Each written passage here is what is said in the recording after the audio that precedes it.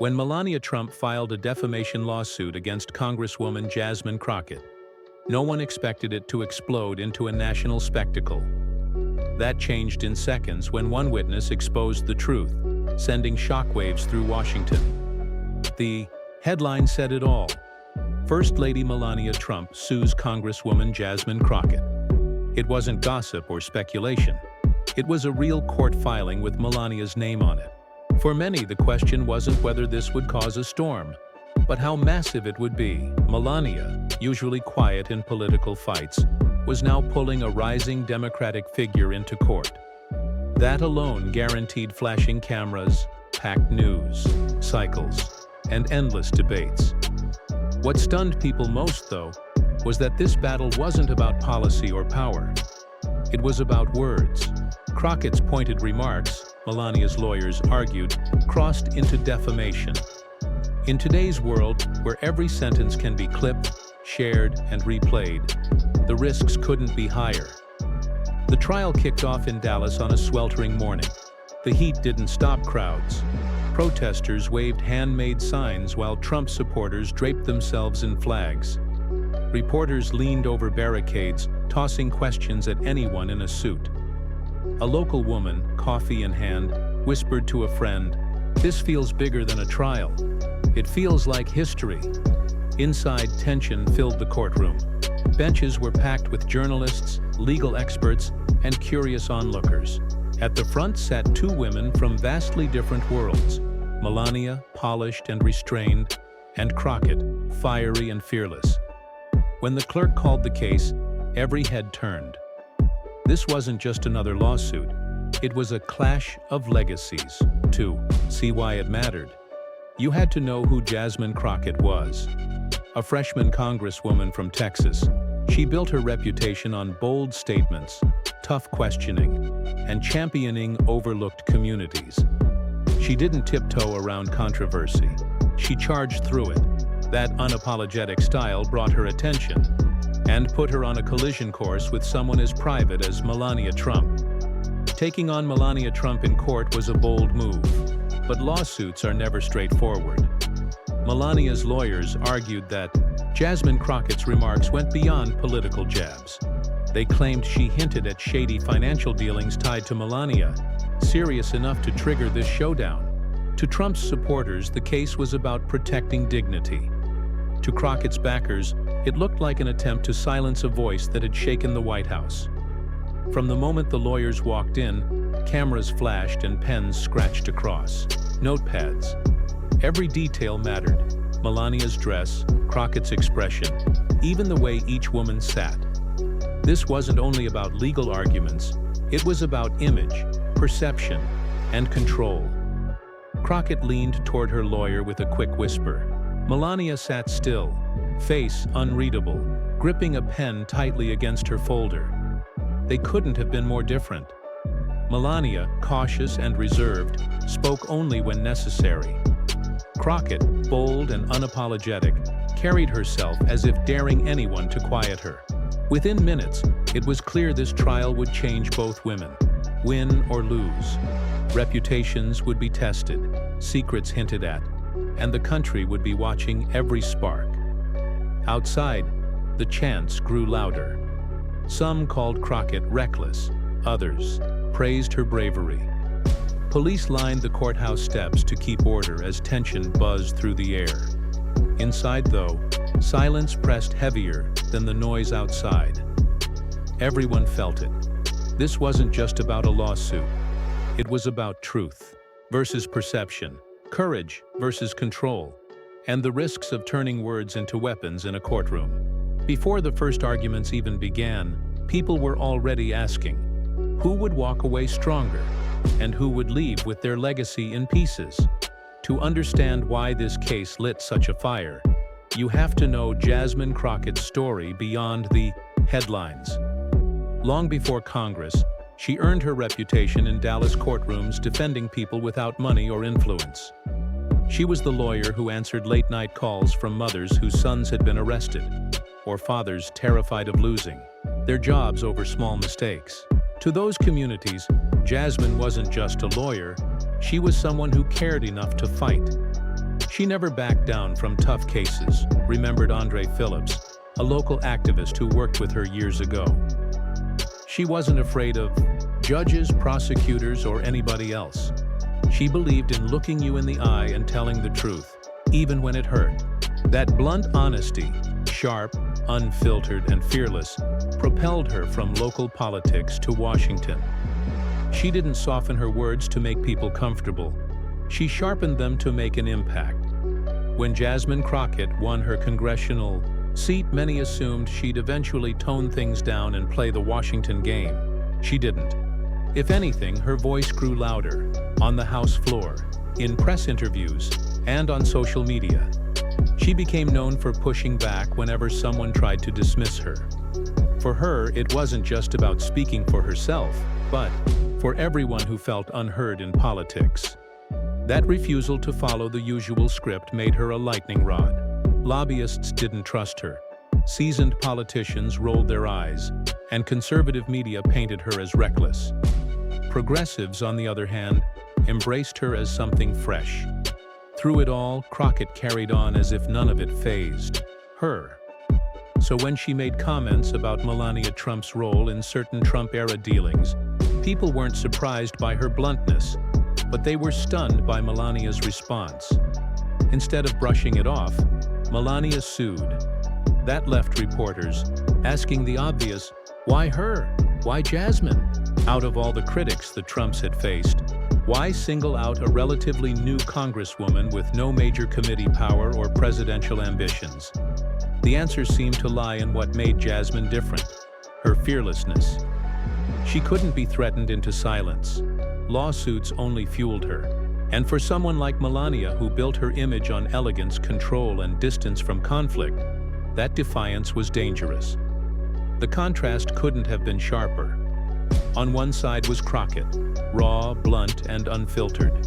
On the other was Melania, global recognition, wealth, and a carefully polished public image. To many watching, this wasn't just a court case.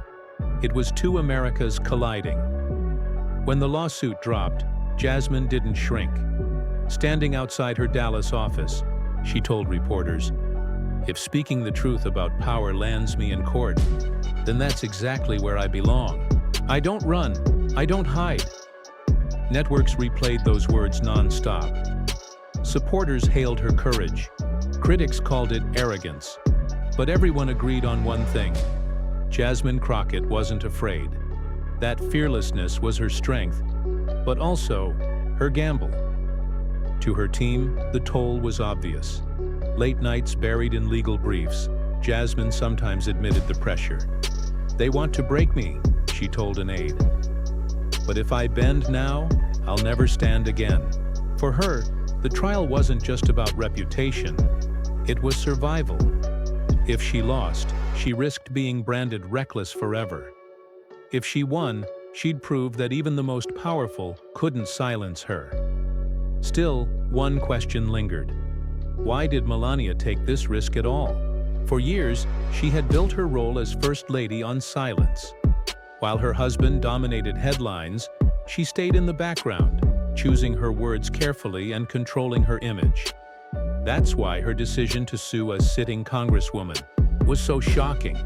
No modern First Lady had ever done anything like it. Why now? Why Crockett? Behind Melania's polished image was a more fragile reality. Being First Lady wasn't just about public appearances and glamour. It meant constant scrutiny. Her motives were questioned, her private life dissected, and yet she managed to maintain an aura of mystery.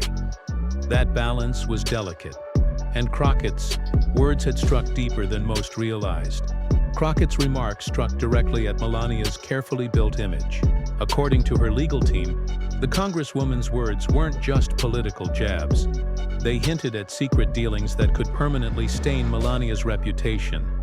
For someone who had spent years portraying elegance and distance from political chaos, those comments weren't just insulting.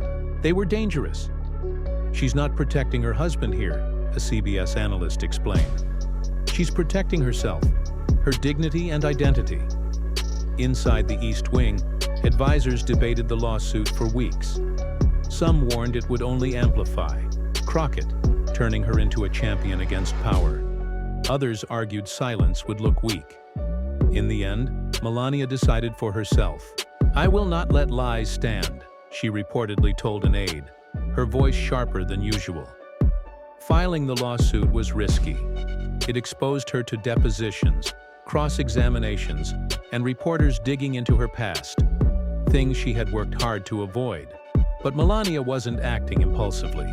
She believed this could be her moment to show strength on her own terms. Her supporters rallied quickly. At events in Texas and Florida, women held signs reading, "Protect Melania's dignity." Conservative commentators praised her boldness, and even some critics admitted the move was striking.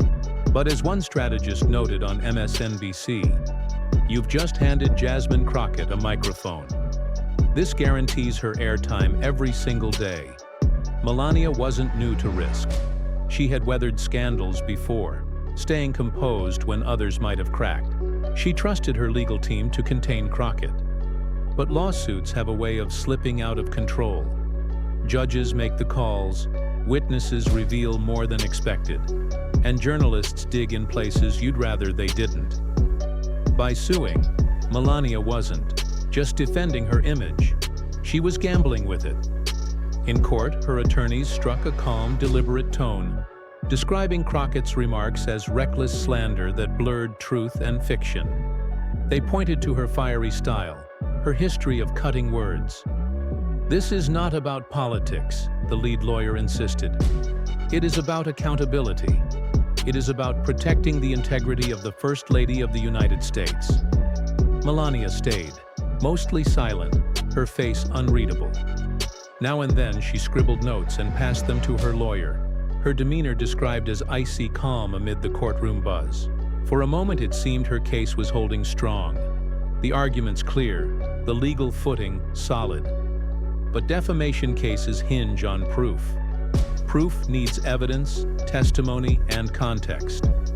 And Crockett's team had come prepared, not only with a defense, but with an attack. Outside the courtroom, commentators speculated endlessly. Was this about pride, or a distraction from bigger controversies? A late-night comedian quipped, "When the First Lady sues a congresswoman, that's not defamation, it's programming." Still, beneath the cynicism, one truth lingered. Melania had always stood as a symbol of elegance, silence, and restraint. With this lawsuit, she was trying to redefine herself. Symbols are fragile. When they crack, they often shatter. Reporters outside the Dallas courthouse knew they were witnessing something historic. This wasn't just a lawsuit. It was a battle of reputations and a fight over who gets to define truth in America. For Melania, the risk was enormous. For Jasmine Crockett, the opportunity was priceless. But trials aren't always won with lawyers. They're won with moments. And one such moment was about to change everything. The Earl Cabell Federal Building had seen big cases before, but nothing like this. From sunrise, the courthouse felt less like a hall of justice and more like the center of a media storm. Satellite trucks lined the streets, reporters elbowed for space, and college students camped overnight just to say they were there. Inside, the air conditioning fought the Texas heat, but the packed courtroom felt heavy with tension. Exhausted, journalists clutched coffee cups, their eyes fixed on the front as the trial began. Melania sat with perfect posture in a beige suit, every gesture deliberate, her face unreadable. Across from her, Crockett radiated energy, leaning forward, flipping through notes, whispering to her lawyer. Her expressions shifted quickly. Irritation at loud cameras, amusement at an aide's aside, steel when her gaze flicked toward Melania's table. The two women never looked at each other. The judge entered briskly, his voice steady as he declared, "Court is now in session." Even he seemed to recognize this was no ordinary trial. Melania's lead attorney, Philip Ransom, rose first. His voice was smooth, almost theatrical. "Ladies and gentlemen, this case is simple. Representative Crockett went beyond free speech. She didn't critique policy. She accused the First Lady of impropriety without evidence. Her words were broadcast, repeated, and believed by millions. That is not politics. That is defamation. A murmur rippled through the room. Crockett scribbled a note to her attorney, Linda Garvey, who smirked before standing to deliver her rebuttal. Her tone was sharp and direct. This trial isn't about dignity. It's about silencing dissent. My client raised questions of influence and accountability, the very things we demand from leaders. Mrs. Trump may dislike those words, but dislike is not defamation. Truth is not defamation. And trying to muzzle a sitting member of Congress for doing her job sets a dangerous precedent. As Garvey spoke, Crockett locked eyes with a juror scribbling quickly in her notebook. The courtroom grew thicker with tension. Every line from both sides seemed aimed not just at the jury, but at the millions watching online and on television. "This is going to be the trial of the decade," muttered a Dallas Morning News reporter, typing furiously. Behind her, spectators whispered. One man in a faded baseball cap leaned toward his wife and said softly, "I don't care what you think about politics. Seeing the First Lady sue a congresswoman? That's something else." During a recess, Crockett stood by the defense table, sipping water when a reporter called out, "Congresswoman, do you regret your comments?" She didn't pause. "Regret?" she echoed, her voice carrying across the room. "The only thing I regret is how fragile the truth seems to be for some people." Supporters chuckled, while Melania's team exchanged tight, disapproving looks. Back and in session, the tension deepened as witnesses took the stand. A political consultant described how Crockett's remarks had been replayed endlessly across news networks. Melania's lawyers pressed the damage to her reputation, but Crockett's team countered. Public figures live under scrutiny, and criticism comes with the role. By afternoon, it was clear the case had grown beyond defamation law. It was sliding into a battle over free speech itself. The judge's gavel cracked after a heated back and forth. "Control yourselves," he warned, though the energy in the room barely cooled. With cameras banned inside, sketch artists worked feverishly to capture every look, every flicker of tension. One drawing showed Crockett pointing sharply across the table as Melania stared straight ahead, lips pressed tight. By the end of the day, both women stood firm. The opening shots had been fired, but everyone knew the real fight was still ahead. The next morning, the courthouse buzzed even earlier. Reporters raced up the steps at dawn, security lines curled around the block, and benches filled with political aides, law students, and curious Texans eager to glimpse history. When the judge nodded, Philip Ransom, Melania's lead attorney, rose with practiced confidence. In a crisp navy suit, his voice carried the weight of decades in the courtroom. "Ladies and gentlemen, words have consequences," he began. "This case is not about politics. It is about reputation. It is about truth." Representative Crockett crossed the line when she accused the First Lady of actions with no basis in fact. These weren't slips of the tongue. They were accusations broadcast to millions. And those words caused real harm. He let the silence settle before continuing. "The First Lady is not here as a politician. She is here as a woman, a wife, and a mother whose name has been smeared. We ask you to hold Representative Crockett accountable." Jurors scribbled in their notebooks, stone-faced. Reporters typed furiously behind them. Melania sat motionless, hands folded neatly, occasionally leaning toward Ransom to whisper something too quiet to hear. Then came the first witness, Simon Leary, a media analyst from Arizona. He specialized in tracking how stories spread online.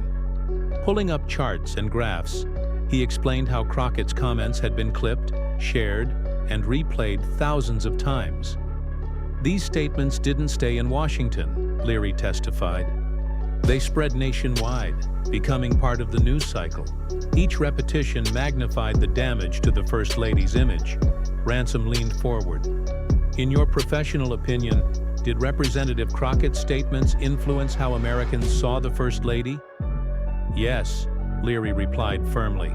Her comments painted the First Lady in a damaging, misleading light. Jurors scribbled notes. Crockett leaned back, pen tapping against the table, her stare fixed on the witness like a blade. Next, Ransom called Dana Mercer, a PR consultant. From Phoenix, she spoke about the toll of reputational damage, lost opportunities, strained relationships, and the shadow of scandal. If people believe a false story, even when corrected, the damage lingers, Mercer explained. That's the nature of perception. Ransom turned to the jury. This isn't about policy or politics. It's about reckless words aimed at a person. And that person is sitting right here. He gestured toward Melania. For the first time, she lifted her eyes to meet the jury's gaze. Steady, composed, yet edged with fragility.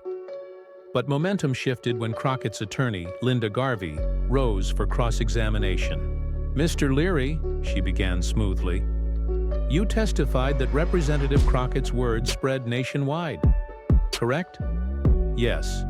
"Would you agree the First Lady is already one of the most scrutinized women in the world?" Leary hesitated. "Yes. And would you agree public figures, especially First Ladies, face harsh criticism as part of their roles?" "Yes." "So what you're really saying is not that Representative Crockett created scrutiny, but that she added to an existing cycle." Ransom objected, but the judge allowed it. Leary shifted uncomfortably. "That's one way of putting it, yes." Jurors exchanged glances. Reporters typed faster. Garvey moved to Mercer. "Ms. Mercer, you spoke about reputational damage. If a statement is true, is it defamation?" "No," Mercer admitted. "And who decides truth or falsehood?" "The court." Garvey smiled faintly. "Exactly." She returned to her seat, the momentum slipping from Melania's side. By lunch recess, the courthouse steps swarmed with reporters. "If Melania wins," one asked bluntly, "does every member of Congress have to watch their words? Or is she just protecting herself from lies? Where's the line?" Inside, Melania sat quietly, her lawyers huddled around her. Crockett laughed. With her team, the sound carrying across the room. Two different worlds on display. One silent and controlled. The other loud, defiant, and alive. By day's end, jurors had heard Melania's core case. Words matter, reputations matter, and Crockett's remarks caused harm, but no one could have predicted how sharply the balance would shift once the defense took over. When Garvey rose for Crockett's opening, the air buzzed with anticipation. Reporters were already framing the trial as reputation versus free speech. Crockett sat still, arms folded, her energy simmering like a fighter waiting for the bell. "This case is not about dignity," Garvey began without notes. "It's about silencing a voice that has asked tough questions about influence and power." Representative Crockett didn't invent these concerns. She said what millions of Americans were already asking. And now the First Lady wants to punish her for saying it out loud. A ripple passed through the gallery. Crockett glanced at the jury, locking eyes with a man in the back row who leaned forward, riveted. She didn't smile, but her stare said everything. "I'm not afraid to be here." Garvey called her first witness, Dr. Anthony Ward, a political historian from the University of Texas. Ward spoke about the tradition of elected officials questioning those in power. "Democracy depends on scrutiny," he testified. "Public criticism is not only permitted, it's expected. If we punish representatives for speaking out, we weaken the entire system." Ransom shot up for cross-examination. "Dr. Ward, are you suggesting public officials can say whatever they want, no matter how damaging, without accountability?" Ward didn't flinch. "Criticism of public figures is a cornerstone of democracy," he said firmly. "If accountability comes at the cost of silencing dissent, we risk losing something far more important than reputation." At the defense table, Crockett leaned toward Garvey and whispered, That's the line. Garvey gave a slight nod. The next witness turned the heat even higher. Angela Moreno, a community organizer from Fort Worth, testified about Crockett's history of advocacy. "She's always been our voice," Moreno said. "She says the things we're too afraid to say. If she can be sued for that, what chance do the rest of us have?" Ransom objected, but the judge let the statement stand. Then it was time for the moment everyone had been waiting for. Jasmine Crockett herself. The room fell silent as she rose, placed her hand on the Bible, and took the oath. Reporters leaned forward, pens ready. "Congresswoman Crockett," Garvey began, "why did you make the comments that led to this lawsuit?" Crockett's voice was calm but strong. "Because the American people deserve transparency. When you see patterns of influence, you don't stay quiet. Being in Congress isn't about protecting the powerful. It's about protecting the people. Who sent me here?" "Did you intend to harm the First Lady personally?" Garvey asked. "No," Crockett replied. "I intended to shine light where too many prefer darkness. If that's considered harm, then we need to ask what we're really protecting in this country." Ransom stood for cross-examination, adjusting his tie. "Congresswoman, you understand the weight of your words?" "I do. And you admit your comments suggested Mrs. Trump was involved in questionable dealings?" "I admit I raised questions," Crockett shot back, leaning forward. "Questions based on patterns we all witnessed. So you had no direct evidence?" Her voice dropped, steady but sharp. "Evidence doesn't appear out of thin air, Mr. Ransom. Sometimes it takes someone asking the uncomfortable question to bring it into the light." The jurors' eyes darted between them. "So," Ransom pressed, "you made damaging statements without proof?" "I did my job," Crockett replied without hesitation. "And if doing my job means upsetting powerful people, so be it." The courtroom erupted in whispers. The judge's gavel slammed down. "Order!" Crockett leaned back, chin raised, unbothered. She wasn't just defending herself, she was making a broader point. This case wasn't simply Trump versus Crockett. It was about who gets to speak freely in America. As the defense closed for the day, Garvey faced the jury. "You've heard my client, you've heard the experts. This is not reckless speech, it's representation. And if we punish it, we punish democracy itself." Reporters rushed to file their stories. Headlines lit up social media. "Crockett fights back. I did my job." Cable networks replayed clips of her fiery cross-examination. Pundits split over whether her defiance was bold or reckless. Inside, Crockett calmly packed her papers, while Melania whispered with her attorneys. Two women, two very different kinds of strength, locked in history's gaze. But Crockett's testimony, as powerful as it was, wasn't the shock. That was still to come, hidden in the name of a witness no one had expected. By the third week, the trial felt like a deadlock. Melania's team painted Crockett as reckless. Crockett's lawyers hammered on free speech. Reporters called it a coin toss. Then, whispers swept the courtroom. The defense had something unexpected. "Your Honor," Garvey said, rising slowly, "the defense calls Mr. Robert Klein." At first, the name barely registered. Reporters flipped through notes, puzzled. But when a tall man in his 50s walked to the stand, the room shifted. Gasps rippled through the gallery. Klein wasn't famous, but insiders knew him. He had worked quietly on several Trump-era projects, including a controversial infrastructure deal long clouded by suspicion. Melania's attorneys stiffened. One leaned over and whispered in her ear. Her eyes narrowed. Across the aisle, Crockett folded her arms and allowed herself the faintest smile. Klein raised his right hand, swore the oath, and sat, his posture upright, his voice steady.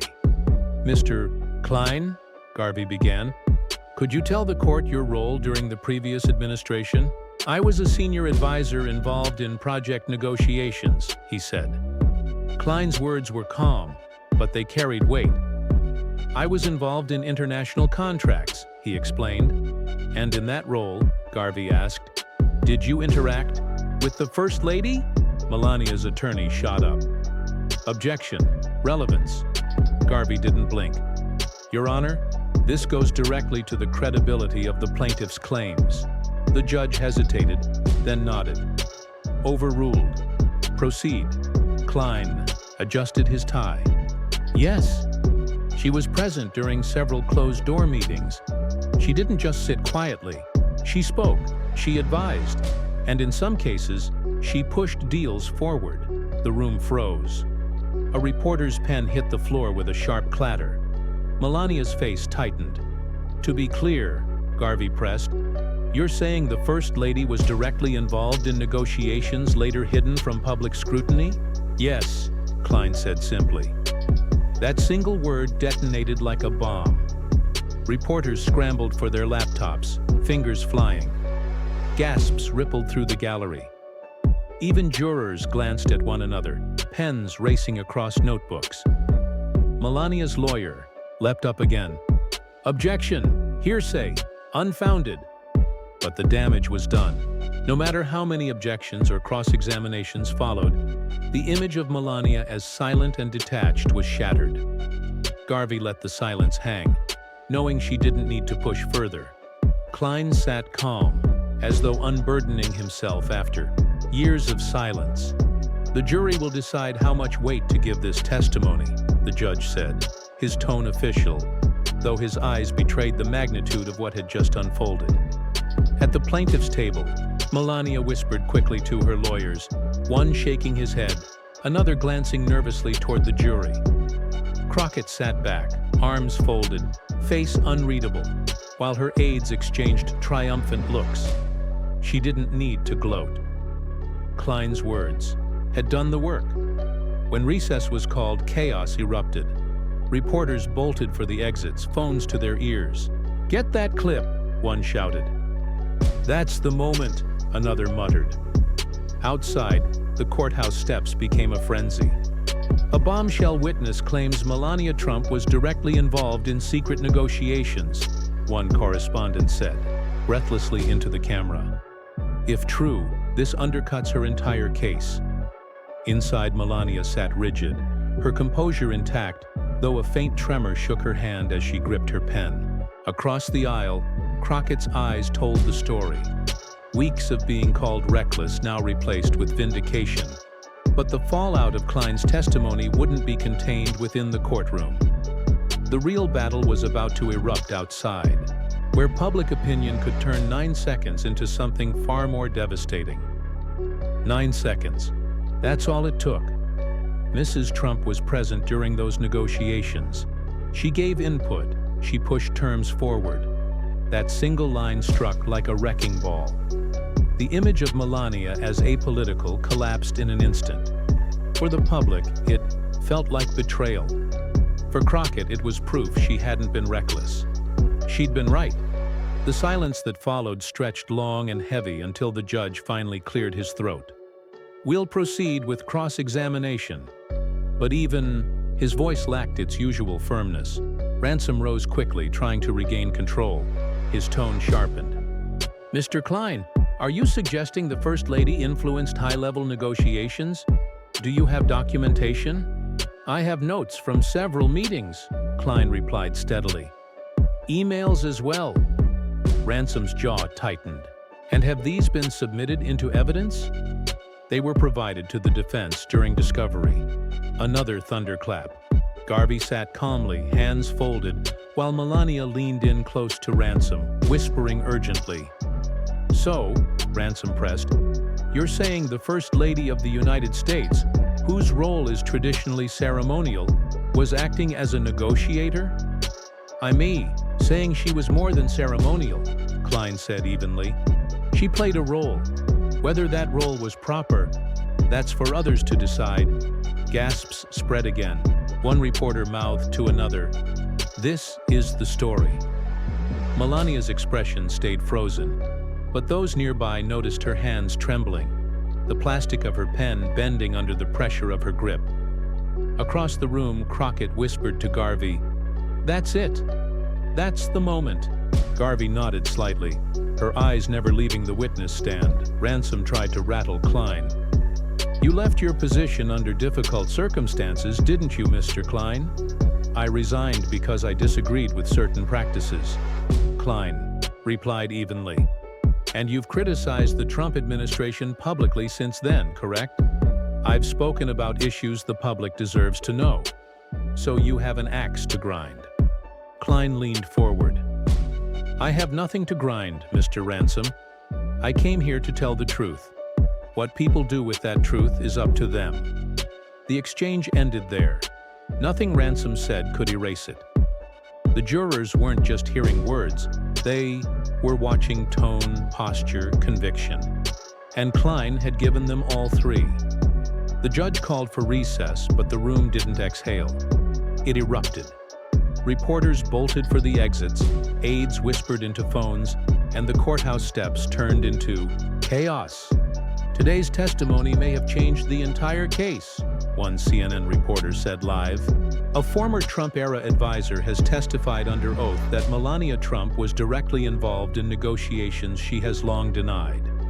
Reactions flooded in across the country. On talk radio, callers argued furiously.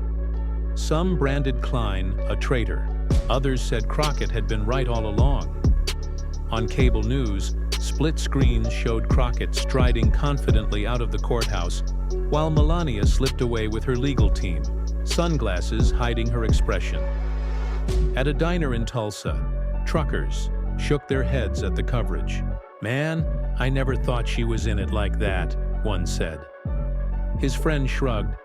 They all are. They just hide it better. For Crockett, the testimony was more than a legal boost. It was a political gift. That evening, clips of her calm reaction ran nonstop, contrasted with Melania's tight-lipped silence. Pundits called it a turning point, not just in the trial, but in Crockett's career. Back at her defense office, her team replayed the clip over and over. 9 seconds, Garvey said quietly. That's all it took. Crockett leaned back, tired but fierce. They thought dragging me in here would break me, she said. Instead, it broke their story. The lesson was clear. Sometimes it isn't the length of testimony that matters. It's the weight of a single sentence. And in 9 seconds, Robert Klein had tipped the scales of history. But the real battle was just beginning. The fallout outside. The courtroom was even more explosive, and it would shape not just the verdict but the legacies of both women. In the hours after Klein's revelation, the trial felt less like a legal proceeding and more like a national emergency broadcast. Within minutes, his words were clipped, subtitled, and blasted across every major network. Anchors replayed them in slow motion. Commentators dissected every syllable.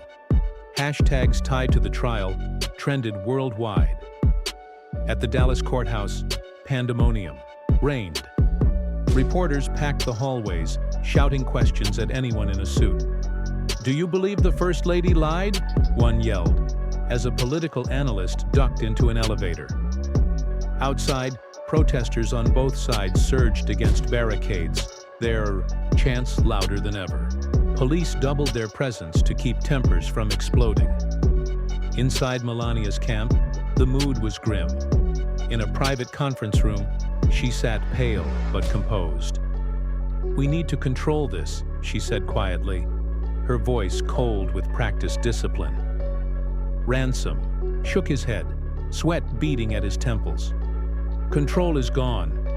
The moment he said it under oath, it became fact in the public's mind. We can challenge the evidence, but the damage is already done. Across the hall, Crockett's team buzzed. With restrained energy, aides huddled over laptops, scrolling through the coverage. Garvey paced the floor. Crockett sat calm, arms folded, a faint smile tugging at her lips. "I told them," she said softly, almost to herself. "You don't drag me into court unless you're ready to face the truth." The shockwave stretched far beyond the Dallas courthouse. At a local coffee shop, patrons stopped mid-sip to watch the trial coverage. "She was supposed to be untouchable," one woman muttered. Her friend shook her head. Nobody's untouchable anymore. In Washington, lawmakers scrambled. Some Republicans dismissed Klein as a bitter ex-staffer chasing headlines. Democrats, meanwhile, pounced. Representative Crockett has been vindicated, one congressman declared outside the Capitol. This lawsuit was never about truth. It was about intimidation, and it just backfired. Public reaction was messy, divided, and loud. On social media, clips of Crockett walking out of court with steady confidence went viral under captions, like "Fearless and Truth Doesn't Bow." Meanwhile, videos of Melania leaving under heavy security, her face hidden behind oversized sunglasses, spread with hashtags hinting at secrecy and scandal. Late-night TV joined in. One host joked, "When your 9-second cameo in a courtroom destroys the First Lady's case, you deserve a medal, or at least a Netflix special." The audience roared, but beneath the laughter was a recognition. This trial had crossed into pop culture. Inside the jury room, the mood was different. Jurors dodged reporters each night, but their notes carried the story. Words like truth, credibility, control underlined again and again. Klein's testimony lingered, immune to spin. Melania's supporters weren't silent. Outside the courthouse, a woman from Plano waved a sign reading, "Stand with Melania." "This is character assassination," she told reporters. "They want to drag her name through the mud because she's strong and graceful." Her voice shook with conviction, but nearby counter-protesters drowned her out, chanting Crockett's name. For Crockett, the moment felt surreal. That night, instead of celebrating, she sat at her modest Dallas apartment, phone pressed to her ear. "I don't feel like I won," she admitted to her sister. "I feel like the country just saw a curtain pulled back, and now everyone has to decide what to do with what they saw." "You stood your ground, Jazz," her sister replied. "That's what matters. People are watching. They'll remember you didn't bend." Melania, by contrast, retreated further into silence. No statements, no cameras, only her lawyers speaking for her. For someone who had built her image on elegance and restraint, the risk of speaking now was too great. But silence, too, spoke volumes. By morning, the narrative had hardened.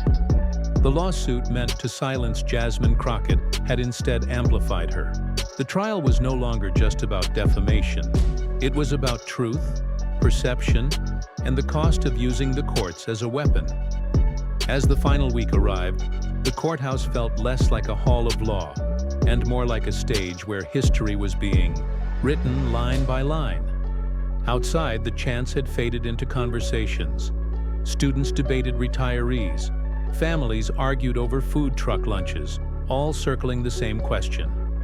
Was this about truth or power? Inside, closing arguments painted two starkly different pictures. Philip Ransom rose first, his voice steady and commanding. "You cannot allow public officials to speak recklessly about private citizens, even if that private citizen is the First Lady. Words matter. Reputations matter. If we blur that line, no one is safe." He gestured toward Melania, who sat perfectly still, her gaze lowered, her hands folded as though to project both dignity and injury. Then Linda Garvey stepped forward. She didn't stand at the podium. She walked directly to the jury, her heels tapping softly on the tile. Her voice was calm but edged with fire. "This case isn't about protecting reputations," she said. "It's about punishing truth." Representative Crockett voiced the same questions millions of Americans were already whispering. And when those questions hit too close to power, the response wasn't to answer them. It was to silence them. That is not justice. That is not democracy. She let the silence settle. Then she added, "Ask yourselves, if a congresswoman can be dragged into court for doing her job, what does that mean for the rest of us? For your right to speak freely, to demand honesty." Crockett's eyes flicked toward the jury, steady and unshaken. She wasn't smiling. She wasn't angry. She was simply present, a woman who had endured weeks of attack and still sat tall. When deliberations began, the courtroom emptied into tense silence. Reporters paced the halls. Supporters of both women prayed, argued, whispered. Hours stretched into a day. Finally, the buzzer sounded. The jury had reached a verdict. Everyone filed back inside as the judge called for silence. The foreperson rose, a sheet of paper trembling in her hands. "We, the jury, find in favor of the defendant, Representative Jasmine Crockett." The words cut sharp and final. Supporters muffled cheers before the judge's gavel brought silence. Melania sat frozen, her composure intact, but her eyes betrayed what no camera could capture: the recognition that her gamble had collapsed. Crockett exhaled slowly, pressing a hand to her chest. She didn't gloat, didn't raise her fists. She simply closed her eyes as if to say, "I held the line." Outside, the courthouse erupted into both celebration and outrage. Addressing the crowd, Crockett's voice carried through microphones. "This wasn't about me. This was about the right to speak, the right to ask hard questions, and the responsibility we all share to demand honesty from power. If we give that up, we give up democracy." Her words traveled far beyond Dallas. Within hours, they played on loop across networks, quoted in editorials, and shared online. Even critics admitted she had stood firm under pressure. Melania remained silent. Her lawyers promised to consider options, but the narrative had already written itself, and it wasn't in her favor. Across the country, families debated the trial. Some saw proof that no one, not even a first lady, should be beyond scrutiny. Others feared it signaled a decline in respect for public figures. But most agreed on one thing: the case forced America to confront the fragile balance between free speech and reputation. The lesson wasn't just legal, it was human. Words matter. They can cut, they can heal, they can define legacies. But silencing words out of fear can be far more dangerous than facing them. Jasmine Crockett's victory wasn't only hers. It was a reminder that truth, however uncomfortable, is worth defending. And maybe that's why this story resonated so deeply. Because in a country built on voices, voices in courtrooms, in Congress, in the streets, the greatest threat isn't what's spoken. The greatest threat is when those voices are muted. So when Crockett walked slowly down the courthouse steps that final day, cameras flashing, reporters shouting her name, she didn't rush. She moved deliberately, carrying the weight of what had just happened. Whether you admired her or opposed her, one fact was undeniable. She had stood against power, and power blinked first. The trial ended, but the message remained. Never underestimate the strength of truth spoken aloud, even when it shakes the walls of power. And if you believe stories like this matter, if you believe voices that challenge power should be heard, then subscribe, because we're just getting started.